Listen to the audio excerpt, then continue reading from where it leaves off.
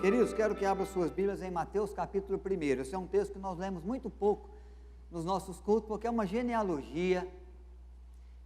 A genealogia, com certeza para nós, a mais preciosa genealogia bíblica.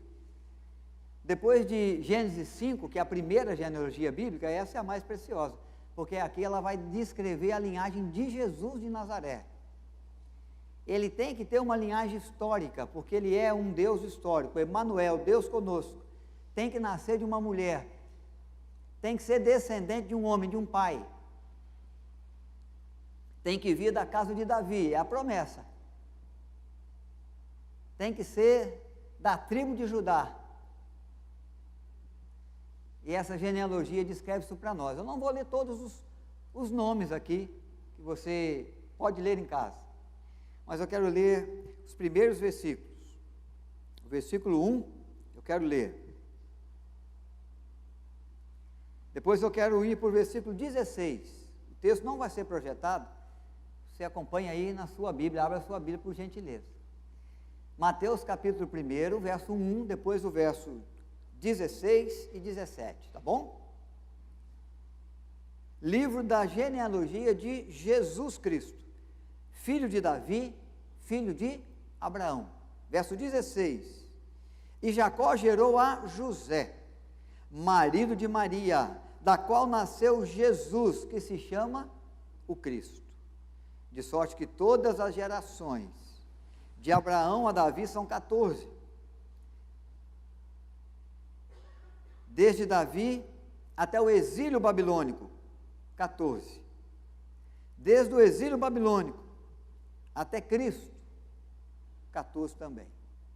Vamos orar, queridos. Pai, nós te louvamos por esse tempo tão precioso para nós, por esse momento de culto, de adoração, celebrando a graça de Deus que em Cristo se revela, podendo, ó Pai, expressar ao Senhor o nosso amor, porque o Senhor nos amou primeiro. Glorificamos o Teu nome, porque o Senhor é digno de honra e de glória dos nossos corações, pela salvação que nos dá, gratuitamente, em Cristo Jesus. Que bom, Senhor, poder reunir os nossos irmãos e irmãs, revê-los, e ver na vida deles essa ação carinhosa de cuidado, de bondade do Senhor, de uma graça de Deus que se renova a cada manhã nas suas vidas e na nossa. Saber que o cuidado de Deus se estende para nós, se estende sobre a vida daquele que te busca, aquele que te adora no templo, aquele que te adora em casa, aquele que com coração sincero adora o teu nome em espírito e em verdade. Esses são os adoradores que o Senhor procura, adoradores sinceros de coração. Por isso, sabemos que o abençoado Senhor alcança os nossos irmãos internautas, aonde quer que eles estejam. A companhia benfazeja amável de Deus, de Cristo, está com eles, conosco. Por isso, ó Pai, seja louvado o Teu nome na vida deles e nós. Considere o nosso coração e os nossos pecados, e não se esqueça de usar da Tua misericórdia, da Tua compaixão para conosco, porque somos falhos e pecadores, mas entendemos que temos na eficácia do sangue de Cristo na cruz, poder de Deus para purificar o nosso pecado, para lavar a nossa alma, para nos apresentar diante do Senhor, como aqueles que perseguem a santificação a cada dia. Seja esse tempo aqui um tempo do falar do Senhor à nossa vida, mais uma vez, do alerta que o Teu Espírito pode dar, da esperança que a Tua palavra pode trazer, do caminho que o Senhor aponta para aquele que quer andar no caminho da vida, no caminho da verdade, no caminho que leva ao Senhor. Oramos agradecidos, confiados no amor de Deus, que sempre nos assiste em Cristo Jesus. Amém. Significado do Natal. Qual seria o significado do Natal? Né? Natal é muito mais do que trocar presentes, né? Apesar de que faz parte do Natal, você dá o devido reconhecimento às pessoas que você ama, às pessoas que com você convive no decurso do ano, no trabalho, na família, na vizinhança, na igreja, e você às vezes leva aquele presentinho que representa, que simboliza o carinho que você tem, quanto você considera essa pessoa na sua vida, na sua história. Mas Natal é mais do que isso, é mais do que reunir família. Embora nós usamos do Natal, aproveitamos a data do Natal para celebrar com a nossa casa, para ter os nossos filhos, os nossos irmãos e irmãs, os nossos pais, sobrinhos, netos, netas, avós, bisavós, à roda da nossa mesa. Que bom poder guardar essas memórias, criar essas memórias. Tempo de reunir para falar do que Deus fez, para falar do quanto nós amamos essas pessoas, do quanto a nossa vida, a nossa história seria diferente se elas não estivessem conosco. É precioso reunir a casa, reunir a família, reunir os amigos, mas Natal é mais do que isso também. Natal é mais do que Papai Noel, é muito mais. Santa Claus, falei hoje pela manhã, né? Alguns acham que esse é o Senhor do Natal, que lê do engano. O Senhor do Natal é um menino que nasceu em Belém, é o Senhor da nossa vida, é o Senhor da história, é o Senhor de tudo e de todos. Lembramos bem hoje. E eu quero agora, olhando para essa genealogia, para a verdade bíblica que salta diante dos meus olhos, nessa genealogia bíblica, trazer para vocês um pouco mais do que significa o Natal, porque nós vamos caminhando aqui na direção do Natal e vamos relembrando essas verdades santas, benditas para nós. Verdades de Deus, do revelar de Deus, do propósito de Deus, do querer de Deus. Revelar da graça de Deus ao mundo, aos homens, à humanidade. Então eu vejo nesse texto que Natal significa que Deus é fiel. É fiel para cumprir as suas promessas. É fiel para que nenhuma das suas palavras caia no esquecimento. É fiel para que, diante das circunstâncias, do tempo, da história, Ele possa agir, intervir, conduzir a história, de maneira que as suas promessas se cumpram. Independente das circunstâncias, independente dos inimigos, independente das impossibilidades humanas, que são reais, mas Deus é aquele que cumpre.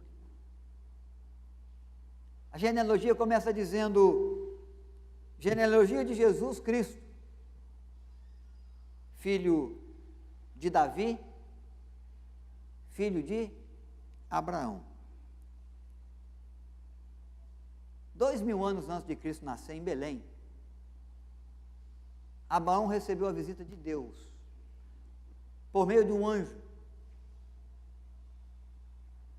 em Gênesis capítulo 12, que vai levar para ele um desafio de fé e uma promessa de bênçãos.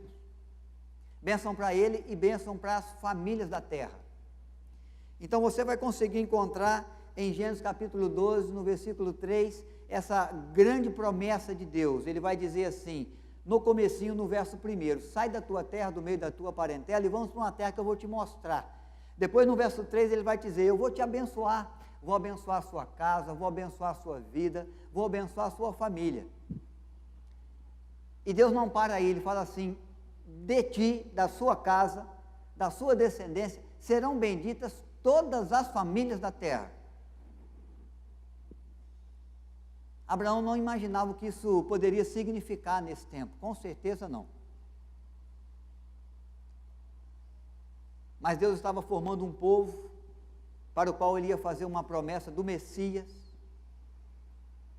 que viria a nascer de uma virgem, Maria, o extraordinário de Deus visitando a terra, o impossível dos homens sendo realizado pelo Deus que tudo pode.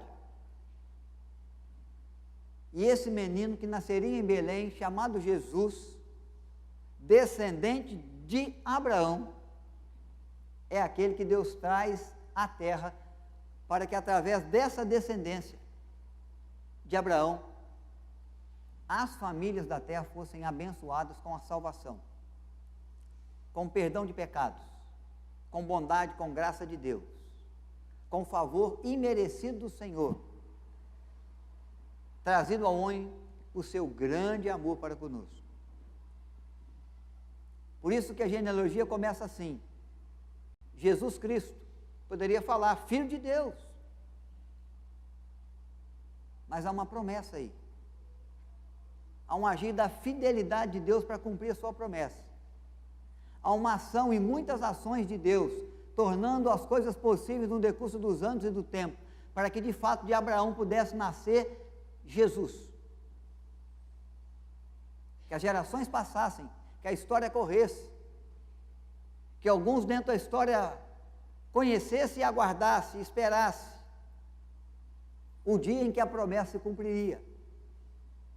Abraão já se foi aqui há muitos anos, 2000 anos passados, e Deus está agora batendo o martelo para dizer que eu prometi a meu servo Abraão de abençoar as famílias da terra através da sua casa, se cumpre hoje, no nascimento do menino em Belém, do menino que vos nasceu, no filho que está sendo dado, está sendo oferecido em favor de vós.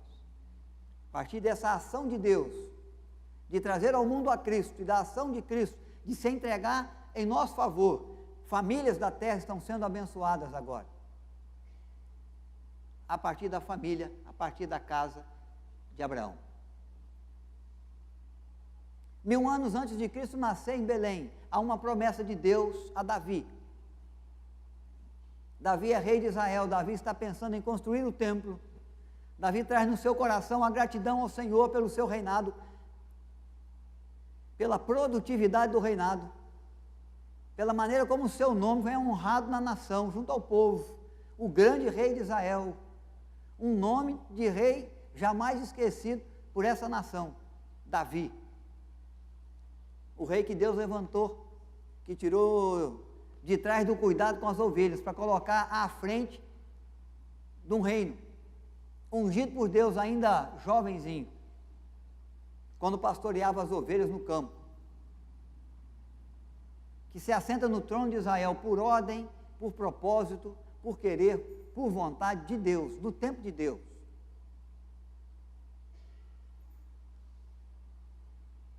Que cumpre a sua promessa. E agora ele traz uma promessa nova a Davi também.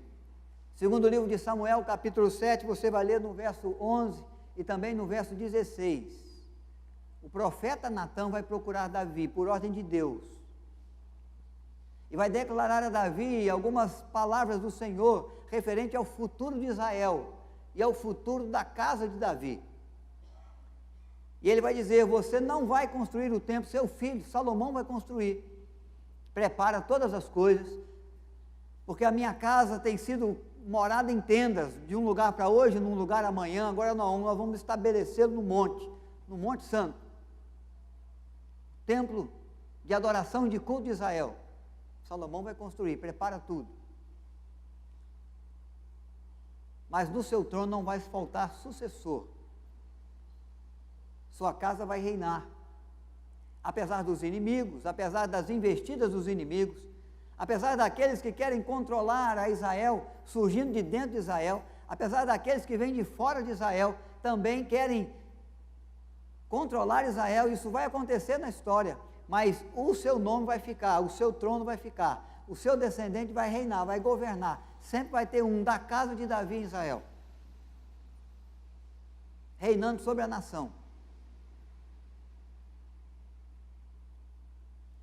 Mas ele faz uma promessa mais gloriosa do que essa, porque ele vai dizer assim: mas vai surgir um dia, que vai estabelecer um reino vindo de Davi, um reino muito maior do que o reino de Israel, com muito maior alcance, com muito maior governo, com muito maior soberania, com muito maior força e poder, um reino que não vai ter fim, reino eterno, porque os reinos dessa terra, os governos dessa terra vêm e vão, eles se estabelecem, eles se tornam impérios, mas depois eles voltam a ruínas, desaparecem, somem, surge outro nome, outro governo, de outro local, de outra região, com outros princípios, com outros valores, em outros tempos. Mas Natã diz a Davi: Deus vai levantar um sucessor e o seu reino será eterno, reino sem fim. Promessa de Deus a Davi. Você encontra essa mesma promessa no livro das Crônicas, o primeiro livro, no capítulo 17, o versículo 14. Do mesmo jeito, da mesma forma, através do mesmo profeta, a mesma palavra, quando a gente começa a ler, a gente acha que está lendo o mesmo texto, de 2 Samuel, a fidelidade das palavras do que Deus disse ao profeta para ser declarado ao rei.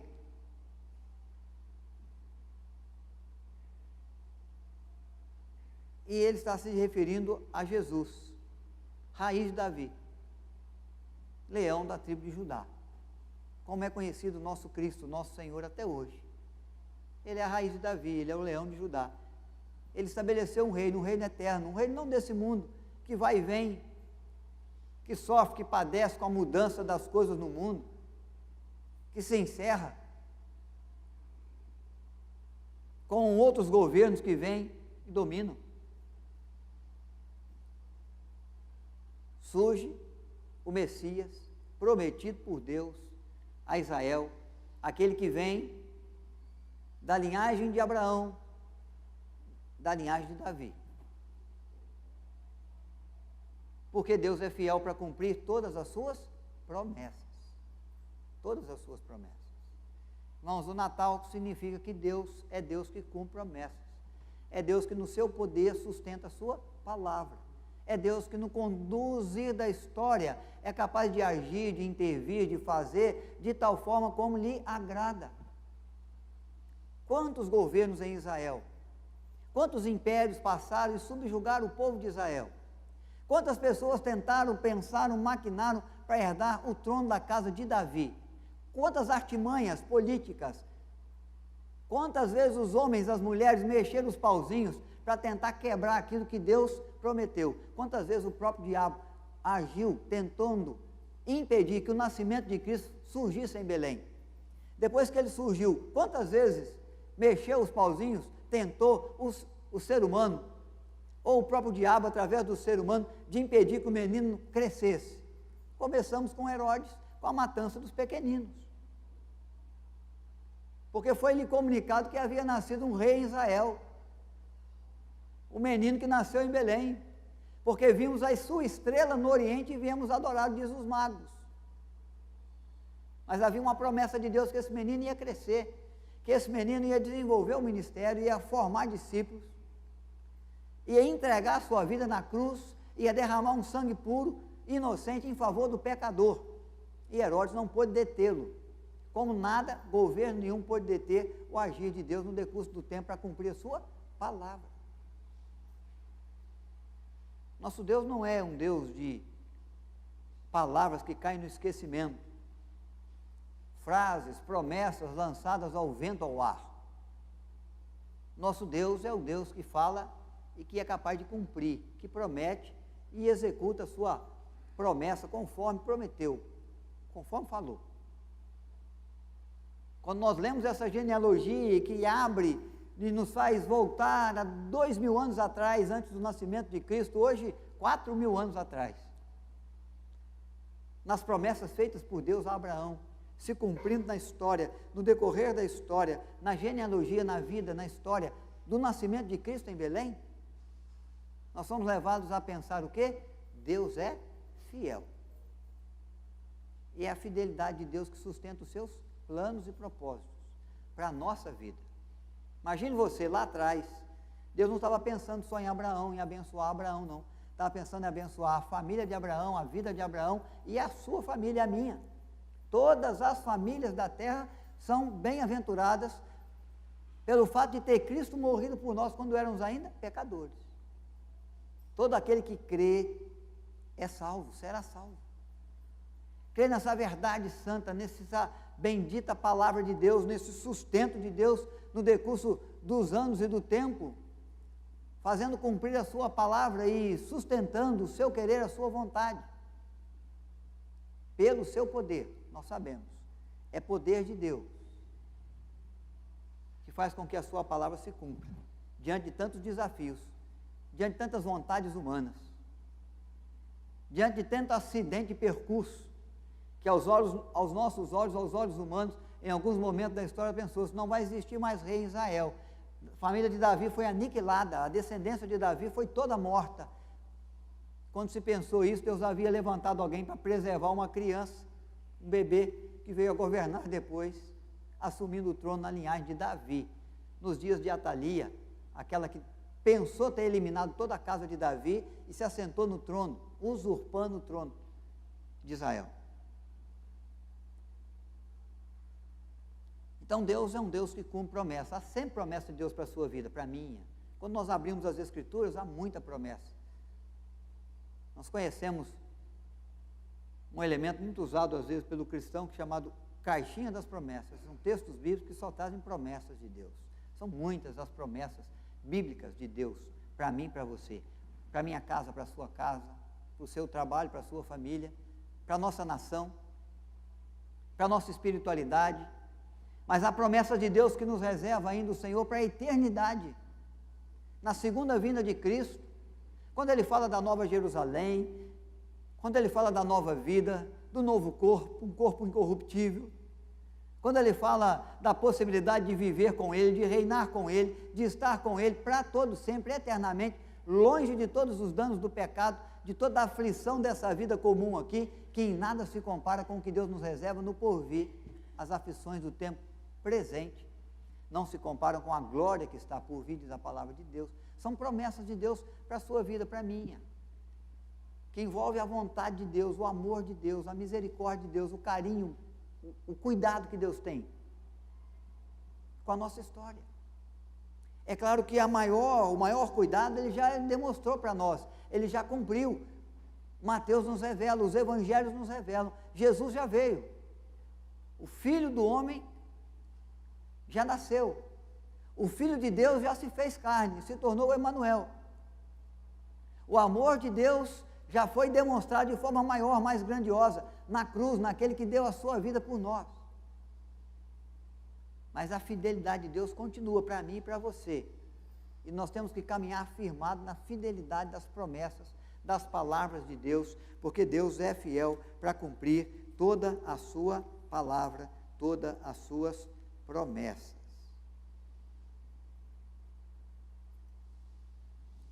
Ambas as promessas se cumprem. Jesus vem de Davi, Jesus vem de Abraão, Jesus nasce da virgem que concebe, José é da casa de Davi, é da raiz de Davi, o pai do menino Jesus.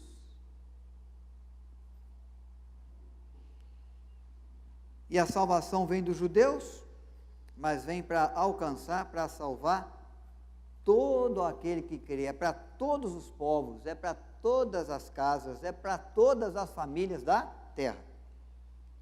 Irmãos, uma outra grande verdade que eu quero compartilhar com vocês, sobre o significado do Natal. O significado do Natal se manifesta para nós quando o Natal simboliza o amor de Deus ao perdido. Deus ama o pecador. Natal é tempo da gente lembrar isso. Nós colocarmos nosso coração diante dessa grande verdade, desse grande significado. Deus ama o perdido. Nós temos dificuldade para amar pessoas, especialmente aquelas que nós consideramos que estão perdidos. Fulano está perdido, vou me distanciar dele. Pessoas que nos ferem, pessoas que nos maltratam, nós temos dificuldade de amar. Pessoas que não pensam como a gente pensa, pessoas que não fazem as coisas do jeito que a gente gostaria que fizesse, nós temos dificuldade de amar. Pessoas que viram para nós as costas, pessoas que agem com indiferença à nossa vida, pessoas que ouvem o que a gente fala e faz exatamente como ela quer, como ela gostaria de fazer. Não estão nem aí para aquilo que você pensa, não estão nem aí para aquilo que você valoriza, para aquilo que você se importa. Não se importam com a sua vida, não se importam nem mesmo com a própria vida. Nós encontramos gente todo dia.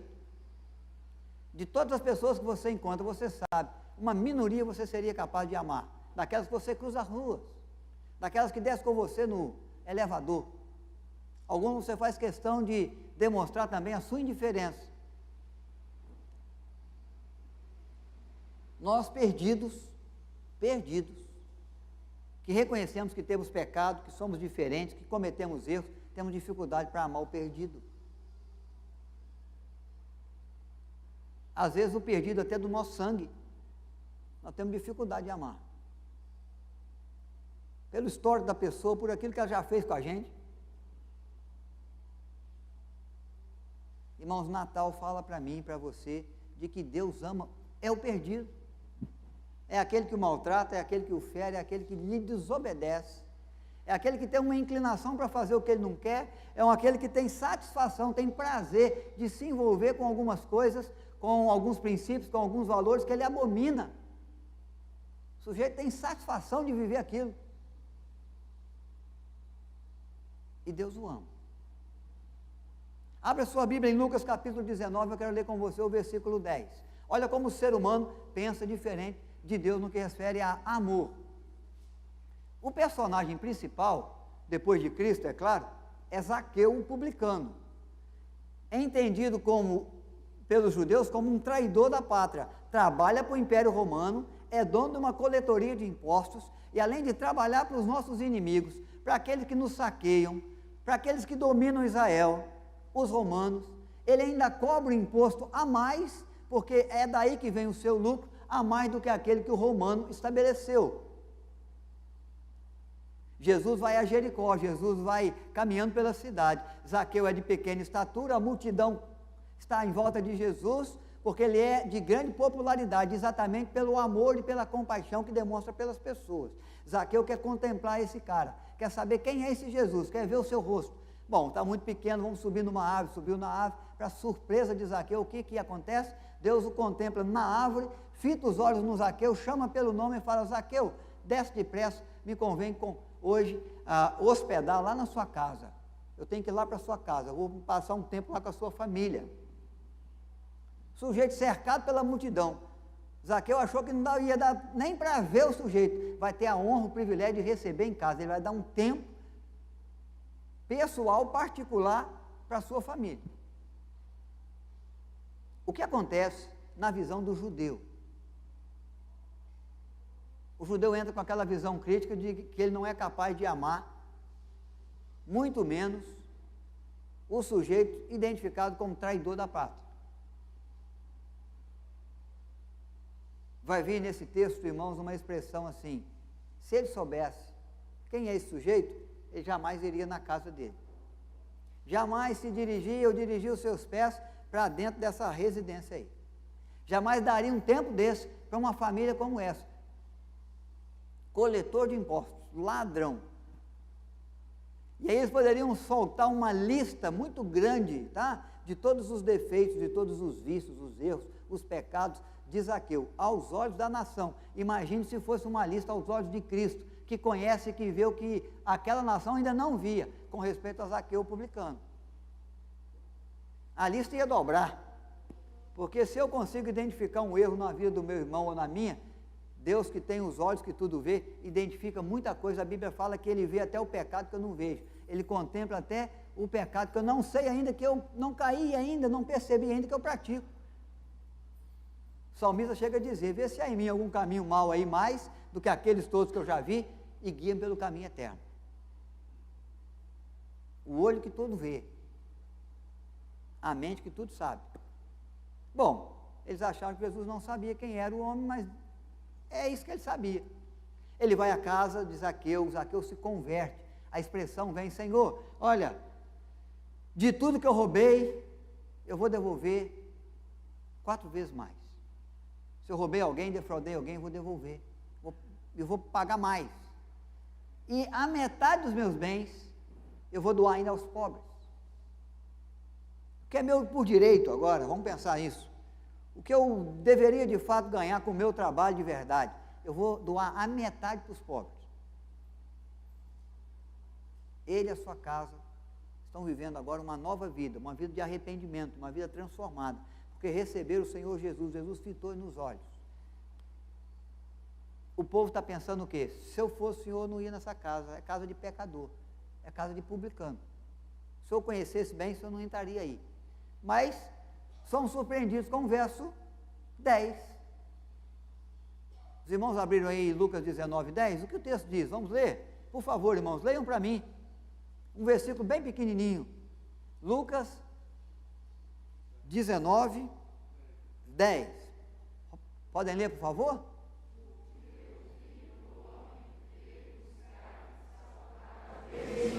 O Filho do Homem veio buscar e salvar quem? O perdido.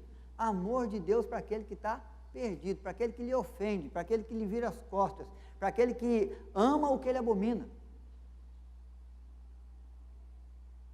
Nós não lemos nenhum nome, ou quase nenhum, lemos alguns, da genealogia. Mas leia esses nomes em casa e pense na história dessa gente, desses homens, dessas mulheres que são mencionadas aí. São homens de fé, são homens que confiaram, são homens que creram, mas são homens que a Bíblia relata pecados, alguns que a gente pensa assim, como um homem de Deus, uma mulher de Deus dessa, pode fazer isso, pode ter esse tipo de vida, esse tipo de pensamento, esse tipo de atitude. Pessoal, começa por Abraão, começa por Davi, homens de Deus, homens de fé. Que você que não viveu no tempo dele, mas que conhece a Escritura um pouco, sabe alguns dos seus defeitos, dos seus erros, dos seus pecados. Imagine quantos pecados, quantos erros, Deus não sabe dessa gente toda. Leiam os textos. Se voltem para a história dessas vidas, os nomes que são mencionados aqui na genealogia do santo de Israel, do ente santo que nasceu da Virgem. Pecadores, como eu e você. Homens e mulheres pecadores. Vou aliviar para os homens, vou lembrar só das mulheres. Aqui tem 5, 4 levaram um tipo de vida que às vezes você pensaria assim, são mulheres de caráter duvidoso. Foram mulheres de caráter duvidoso. Em algum momento da sua história, o pessoal desconfiou um pouco do seu procedimento, porque primeiro não conhecia o Senhor, algumas delas. Nem o seu amor, nem a sua salvação, não era do povo de Deus, do povo de Israel, e depois se converteram e vieram. Mas vamos pensar. Tamar é mencionada aí. Quem foi Tamar na Bíblia? Tamar foi aquela mulher que teve um caso com um sogro e se engravidou dele.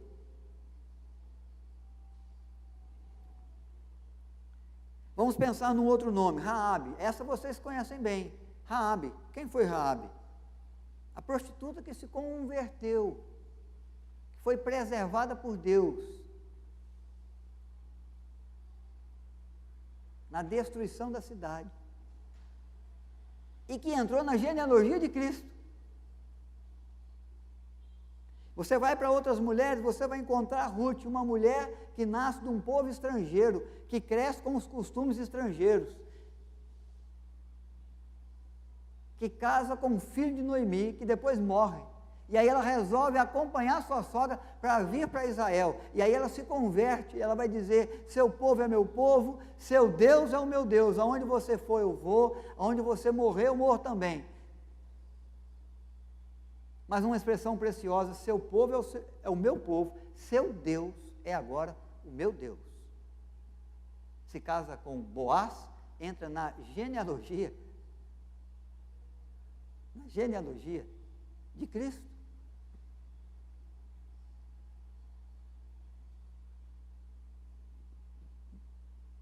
Agora, para surpresa minha e sua, eu acho que você não esperava ver esse nome aí, nem eu, tem um nome aí de Betseba. Porque Betseba vem da linhagem de Davi, ela é mãe de Salomão, mas é a mulher com quem Davi cometeu adultério, a mulher que Davi maquinou o mal contra o seu marido e armou a sua morte, ele o matou. Atitudes tão pecaminosas, tão podres, tão sujas, a gente olha, mas como é que pôde o rei Davi, o homem segundo o coração de Deus, fazer uma coisa dessa, ter uma atitude dessa? Betseba, tomar essa atitude, entrar na genealogia de Cristo. Essa genealogia aponta para mim e para você que Deus vem para o perdido. Ele ama, é o pecador. Ele abomina o pecado, sim, mas ele ama o pecador, como eu e você. É a grande verdade, é o grande significado do Natal. Diferente da humanidade, que é perdida, Deus, que é santo, ama o perdido. E a humanidade odeia, às vezes, o perdido, sendo ela toda perdida, né? Tendo cada um de nós os nossos erros, os nossos pecados. Às vezes nós apontamos bastante o erro, o dedo, nos erros das pessoas. E, mais do que isso, abominamos a pessoa, mesmo sabendo que em alguns momentos a gente ama o pecado. A gente sente satisfação, prazer no pecado, em pecar. Nós invertemos a ordem. Natal significa isso. O nosso Deus Santo tem tanto amor para conosco, que Ele nos alcança do jeito que a gente é, com a história que a gente tem, com os pecados, com as mazelas que a gente cometeu e comete, com as iniquidades, com os erros, com as falhas que qualquer ser humano é capaz de cometer. Ele não nos abandona, Ele não vira para nós as costas, Ele não vem para apontar os nossos erros, Ele vem para nos abraçar. Ele não vem para nos condenar, Ele vem para nos absorver. Ele não vem para descer a ira, Ele ainda vai descer a ira, mas antes de descer a ira, de se manifestar com a ira do Cordeiro sobre as nações, Ele primeiro abre a porta da graça, a porta do amor, da salvação. Natal significa que Deus é aquele que nos ama.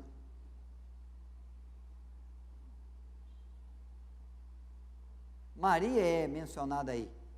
Maria não é de caráter duvidoso. Mas quando ela se tornou grávida e disse que era obra do Espírito Santo, com certeza muita gente a julgou como caráter duvidoso. Essa moça não é pura não, ela não tem um procedimento bom não. Ela está correndo o risco de ser apedrejada. Vamos conversar com José, vamos saber se esse menino é dele. Com certeza correu pelas ruas de Nazaré. Ou de Nazaré não, de Nazaré mesmo. São tantas cidades, estou com medo de confundir aqui, Belém, Nazaré, Jerusalém. Correu pelas ruas, a boca pequena, a filha, Maria, que mora aqui nessa rua, que mora no nosso bairro, lá na penúltima casa, está grávida. E ela nem casou ainda. Diz que é virgem, e diz que é obra de Deus, do Espírito Santo. Que foi escolhida para ser a mãe do Messias. Que arrogância essa menina tem. Que cabeça criativa, produtiva, né? Ela não tinha caráter duvidoso, mas foi julgada como caráter duvidoso, pode ter certeza.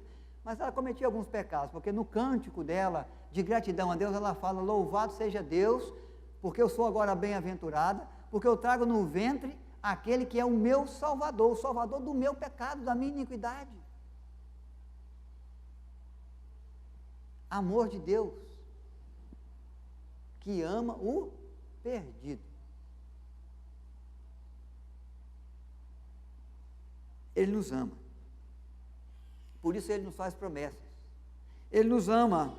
E apesar de quem somos, com quem nos envolvemos, há perdão de Deus para nós, a graça de Deus, a compaixão de Deus, a oportunidade de Deus para vivermos a vida com Deus, de vivermos ao lado de Deus, de vivermos servindo a Deus, de vivermos cooperando dentro do propósito de Deus. A graça de Deus para nós que estávamos perdidos, mortos, nos nossos delitos e pecados, porque de Deus vem vida, por meio de Cristo que vive, como nós cantamos aqui, Ele vive. Porque Ele vive, eu creio no amanhã que Deus tem para mim, promessa que Deus dá àqueles que são abraçados pelo seu amor, na pessoa de Cristo, na cruz do Calvário. Natal significa Deus ama o perdido. Deus te ama, e ama muito, porque Ele não nos trata segundo a multidão dos nossos pecados, mas nos trata conforme a sua misericórdia. E apesar dele abominar o seu pecado, ele abomina, por isso Ele quer te ver diferente. Ele ama a sua vida, porque Ele te ama tanto que Ele não quer que você continue do jeito que você está, e nem com o curso da vida, caminhando para um fim trágico, como seria o fim da sua existência, se Deus não te amasse em Cristo na cruz do Calvário. Uma eternidade sem Deus, uma eternidade de choro e ranger de dentes, uma eternidade padecendo as penas eternas, na ira do Cordeiro que vai se levantar contra aquele que não crê, que não exerce a sua fé, que não confia no amor de Deus e no sangue que foi vertido na cruz, para remir pecados, para transformar pecador em santo, culpado em justo. Natal significa, meu querido, Deus é fiel para cumprir as suas promessas. Deus é aquele que ama o perdido, e Paulo vai dizer, eu sou o principal. Se nós formos considerar a nossa vida, nós vamos dizer então, nós somos também os principais, e graças a Deus que nos ama dessa maneira em Cristo Jesus, para que todo aquele que nele crê, não pereça, mas tenha agora vida eterna. Essas mulheres, como Maria, personagens, pecadoras como eu e você. Isso de fato ilustra para mim e para você que o Filho do Homem veio salvar e amar e salvar o perdido. Como Lucas descreveu na história de Zaqueu, o publicano, mas a história de Zaqueu e do publicano não tem nada diferente da minha e da sua. Porque Deus é quem visitou a nossa vida, visitando a história, com a sua presença, o Verbo de Deus que se fez carne e habitou entre nós.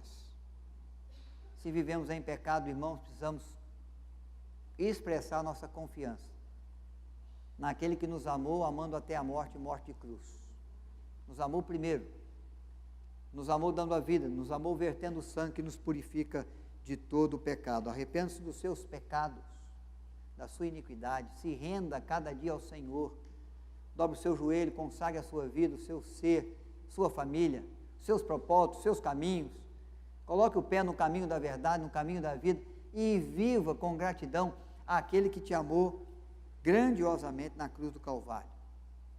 Celebre o seu Natal, compre o presente, reúna os amigos, os familiares, compartilhe a sua mesa, mas não se esqueça que o significado real do Natal é Deus é fiel para cumprir promessas.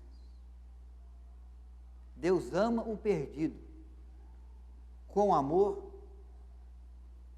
sacrificial, eficaz, que os torna filhos e herdeiros do seu reino.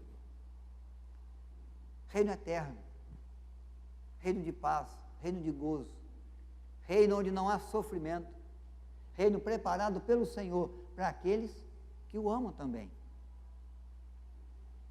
Nós vamos orar, meus queridos. Eu quero que você, nesse tempo, se lembre das pessoas que precisam conhecer ainda, ouvir ainda, entender ainda, quem sabe, ter os olhos abertos ainda para a fidelidade de Deus, para as promessas de Deus que pode abençoá-los. Lembre de irmãos, de visitantes, de amigos seus, de vizinhos, de colegas do trabalho ou da escola, que são perdidos e que ainda não perceberam que o amor de Deus é para o perdido. Se lembre deles não para apontar os seus erros, mas para colocar diante deles a porta da salvação, na graça de Deus que se abriu para você e que se abre para todo o coração que crê. Faça desse Natal o Natal que tem o significado que Deus quer, o significado que Deus instrui, que passa pela história da humanidade, mas que passa com compaixão, com amor, com grandiosa salvação. Lembre dos seus amigos que estão em aflição, que estão em lutas, que estão em dor. Ore por eles. É o tempo da nossa intercessão, da nossa confiança, da nossa fé. Seu pedido diante de Deus é o pedido que abre janelas nos céus para abençoar com toda sorte de bênçãos, com bênçãos às quais, quem sabe, você não vai ser capaz de contar, trazidas pelo amor de Deus e pela fidelidade de Deus, a sua história, a história daquela pessoa, daquele amigo que você está se lembrando dele na sua prece.